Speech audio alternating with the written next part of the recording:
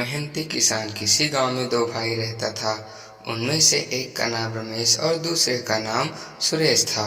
दोनों भाई काफी ईमानदार और मेहनती था। दोनों भाई अपने खेतों में सुबह से लेकर शाम तक कड़ी मेहनत करता था। शाम होते ही घर चला आता था। घर में उनके सिवा दोनों की पत्नी रहती थी। जब भी दोनों भाई दोपहर में लौटने में देरी होती तो उसकी पत्नी खेत में दोपहर का भोजन लेकर जाती थी। इसी तरह सिलसिला काफी दिनों तक चलता रहा। एक दिन की बात है, पास के गांव से जमींदार बाबू के यहाँ से बुलाने को कोई आया। सुबह का समय था। दोनों भाई खाट छोड़कर उठे ही थे।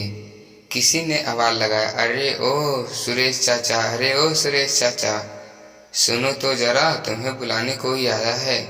जरा सुनो तो। घर के समीप जाता है और घर की दरवाजे को सिख दरवाजे में बजाता है। बजाते हुए दरवाजा आवाज लगाता है, अरे और चाचा, दरवाजा खोलो तो सही। रमेश हाथ मुंह तौलिए के पीछे ही रहे थे। तब तक सुरेश जल्दबाजी में दरवाजा खोलता है। तब तक रमेश दरवाजे के पास आ जाता है। सुरेश, क्या बात है? इतना सुबह सुबह कैसे आना हुआ? कोई खास बात है क्या? नहीं चाचा, कोई खास बात नहीं है। आप दोनों को जमींदार बाबू के यहाँ से बुलावा आया है, सुरेश ने कहा हंसते हुए। ठीक है भाई, अभी तो ठीक से सुबह भी नहीं हुआ है। आओ, घर के अंदर भी आओ। चारपाई बिछा हुआ था, बैठने को कहा गया। सुबह का वक्त था। उनकी पत्नी रसोई में नाश्ता तैयार कर रही थी। अंदर से आवाज आई, हाँ जी, नाश्ता तैयार हो गया है। फिर से सुरेश कहा, तुम भी मेरे साथ नाश्ता कर लो, साथ में चलना। यह लो, लोटा में पानी है, तुम भी हाथ मुंह धो लो। ठीक है चाचा, रहने दो, घर जाने के बाद हो जाएगा। घर जाकर और भी काम बचा है, उसको निपटाना है। ठीक है, घर भी चले जाना, अब तो तुम्हारे पास साइकिल भी है, घर जाने में लेट भी नहीं होगा। इस जगह बैठो। तब तक नाश्ता थाली में आ गया था। नाश्ता करने को कहा गया। नाश्ता किए पर्सन दोबारा आया। पूछा गया, कुछ चाहिए तो बोलना बेटा। इतना कहकर रमेश की पत्नी रसोई में चली गई। थोड़ी देर में नाश्ता किया हुआ हो गया। सब हाथ मुंह धोकर खड़ा हुआ।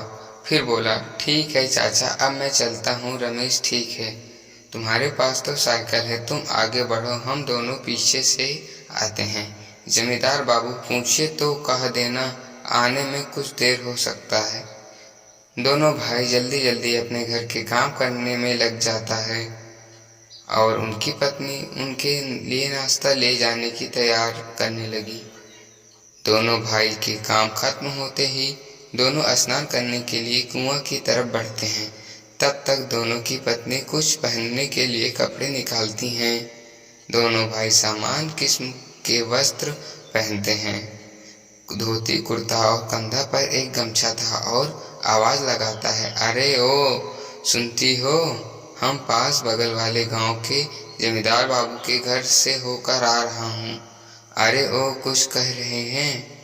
अब तक अंदर रसोई घर से आवाज आती है, हाँ जी, अभी आती हूँ।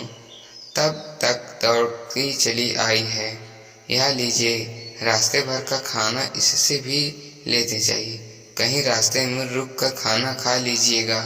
ठीक है ठीक है, हम दोनों आने में जरा लेट हो सकता है, तुम खेत जाकर गैया के लिए चारा ले आना और रोज ठीक समय से घर कर लेना। इतना कहकर दोनों भाई जमींदार बाबू के यहाँ चल दिए। चलते चलते काफी सुबह हो चुका था। सूर्य औ पर चढ़ गया था और अब काफी धूप हो चला था और दोनों भाई चलते चलते पसीना से तरबतर हो चुका था और दोनों को थकान भी महसूस होने लगा था। पास ही कुछ दूर पर एक स्कूल था। स्कूल के पास एक पीपल का पेड़ था जो बहुत पुराना था और पास में एक कुआं भी था। दोनों भाई रुकने का इच्छा जगह समझा और भाई रुकने का निर्णय लिया। पीपल के पेड़ से गिरा जब उतरा था। दोनों भाई रुक कर थोड़ी देर आराम करने का मन बनाया। चबूतरा पर बैठते ही दोनों भाई को कुछ थकान कम होने का एहसास हुआ और अपना सामान चबूतरा पर रखकर कुएं की तरफ बढ़ा। कुएं पर पहुंचते ही सबसे पहले फर्श पर रखे बाल्टी को कुएं में डुबाकर पानी भरा। फिर दोनों भाई एक एक कर हाथ मुंह धोया और पानी पिया। पानी पीकर अपना प्यास बुझाकर चबूतरा की तरफ बढ़ा। पीपल के छांव से घिरा चबूतरा, पत्ते से निकलता हवा, दोनों भाई को काफी आनंद आ रहा था। फिर दोनों भाई पीपल के छांव में बैठकर अपने अपने खाना निकाल कर खाने लगा। खाना खत्म होने के बाद पानी पीते ही दोनों को आलस सा लगने लगा था और दोनों अपनी अपनी जगह पर गमछा बिछाकर आराम करने लगा। देखते ही देखते आंख लग गई। काफी समय बीत चुका था। पास में ही सड़क था जो गांव की ओर जाता था। सड़क पर उबड़ खाबड़ था और काफी खराब था। उसी रास्ते से होकर एक आदमी अपने 2 पहिए वाहन से गुजर रहा था। रास्ता खराब होने के कारण उसका 2 पहिया वाहन रुक रुक कर चल रहा था। किसी तरह बेचारा पीपल के पेड़ तक पहुंचा और उसने पानी भी प्यास लगा था। किसी तरह 2 पहिया वाहन को खड़खड़िए और कुएं की तरफ 2 पड़ाकुओं से पानी निकाल कर पानी पिया। पी कर लौटा तो दिखा 2 व्यक्ति पीपल के वृक्ष के नीचे चबूतरा पर सोया हुआ था। वह भी थका हारा सा लग रहा था। वह भी चबूतरा के पास जाके चबूतरा पर बैठ गया। काफी देर बैठने के बाद भी दोनों में कोई परिवर्तन न दिखा और फिर दोनों को उठाने का निर्णय लिया। फिर आवाज लगाया, अरे ओ भाई उठो दो। दोनों जग गए। फिर पूछा, कितना टाइम हुआ होगा? अजनबी आदमी तो दिखने में भले चंगे लग रहे थे। अपनी गाड़ी को देखते हुए बोले, दोपहर के 2:30 बज गए हैं। फिर दोनों भाई जल्दी जल्दी अपना सामान लपेटने लगे।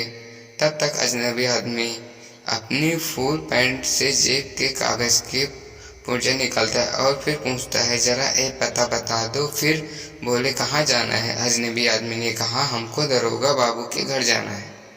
रास्ता बताते हुए कहा, यह रास्ता सीधे दरोगा के घर जाती है।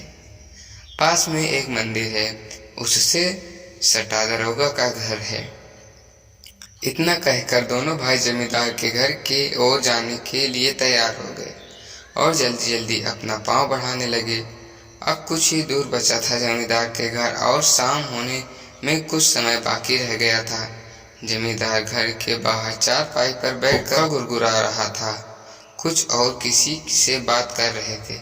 तब तक दोनों भाई जमींदार के आमने सामने पहुंच गए। हुक्का पीते हुए बोला, तुम देर हो गए, आते आते रास्ते में कहीं परेशानी तो नहीं हुई? तब तक दोनों भाई बोल पड़े, नहीं नहीं, कोई परेशानी नहीं हुई। रास्ते में काफी लंबा होने के कारण इसलिए लेटा हुआ था। आने में जमींदार बोलते हुए कहा, चलो ठीक है, आओ अंदर सामान अपना रख कर स्नान कर लो, जानकर अच्छी तरह फ्रेश हो जाओ। स्नान करके जमींदार के पास लौट के आने में काफी रात हो गई थी।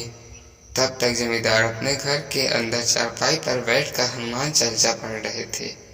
दोनों भाई भी चारपाई के अगल बगल बैठकर हनुमान चालीसा की पाठ सुनने लगा। हनुमान चालीसा का पाठ संपूर्ण होते ही थोड़ी देर बाद घर के अंदर से आवाज आई, बाबूजी खाना बन गया है, खाना लेकर आती हूँ। दोनों भाई और जमींदार भोजन करते रात भर दोनों चैन की नींद लिया।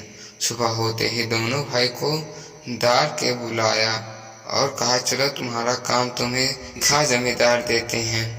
खेत की ओर दोनों भाई को लेकर गया। काम देखते हुए, ये जो खेत देख रहे हो और वह जो दूसरी छोर दिख रही है, वहां तक का फसल कटवाएंगे, कल्याण में रकबाना है। इतना कहकर जमींदार वापस चला गया। खेत तो काफी बड़ा था। दोनों भाई सुबह और शाम काम खाते हुए यह जो खेत देख रहा है और वह जो दूरी छोर दिख रहा है, वहां तक का फसल कटवानी है, कल्याण के रकबा में। इतने कहकर जमींदार वापस चला जाता है।